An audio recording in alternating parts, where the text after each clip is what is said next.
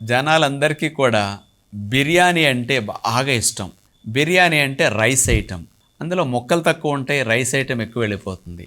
100 గ్రాములు బియ్యం లాంటి బాసుమతి లాంటివి తీసుకుంటే దగ్గర దగ్గర 340, 350 శక్తి పైన లభిస్తుంది.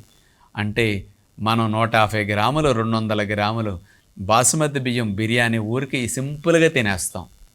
అంటే ఇక్కడ 600 క్యాలరీల పైన మనకు లోపలికి బిర్యానీ ద్వారా వెళ్ళిపోతున్నది. మరింత బిర్యానీ ద్వారా ఎక్కువ క్యాలరీస్ని పంపించి బరువు పెరగటం అనేది, షుగర్ పెరగటం అనేది, కొలెస్ట్రాల్ పెరగటం అనేది ఇట్లాంటివి జరుగుతుంటాయి.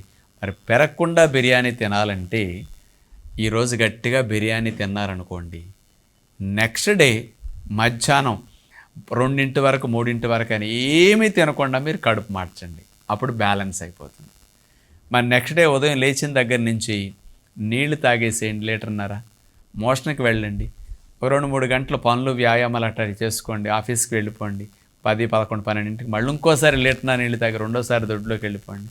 మధ్యాహ్నం 2-3 వరకు కడుపు మార్చారంటే బ్రేక్ఫాస్ట్ చేయకుండా, ఈ బిర్యానీ తిన ద్వారా వెళ్ళిన సాల్ట్, ఆయిల్, బియ్యం ద్వారా వెళ్ళిన ఎక్సెస్ క్యాలరీస్ రేపు మధ్యాహ్నంలోపు బాడీ ఫ్యాట్ కింద కన్వర్ట్ అవ్వకుండా రిజర్వ్ లివర్లో ఉన్నవి ఇంకెక్కడన్నది వాడేసుకుంటుంది అనమాట.